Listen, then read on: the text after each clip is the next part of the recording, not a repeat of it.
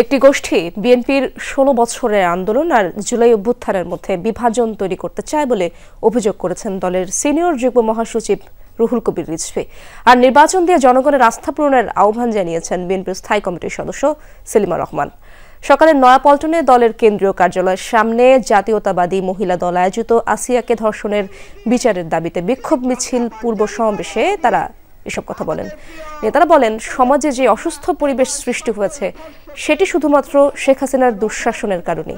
অবাধ সুষ্ঠু নির্বাচন দেবে অন্তর্বর্তীকালীন সরকার, এমন বিশ্বাস জনগণের।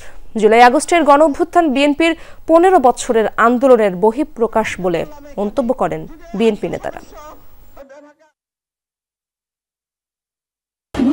পালন থেকে শুরু করে গত ফ্যাসিস্ট সরকার আমলে একের পর এক নারী ধর্ষিত হয়েছে, কিন্তু তাদের যারা ধর্ষকারী তাদের কোনো বিচার হয়নি, এমনকি হত্যাকারী যারা তাদের কোনো বিচার হয়নি। বিগত ১৬ বছর শেখ হাসিনার শাসন আমল ছিল অপরাধীদের অভয়ারণ্য। অপরাধী, ধর্ষক, টাকা লুটেরা এবং ক্যাসিনোর মালিকদের রমরমা আধিপত্য ছিল আমাদের সমাজে।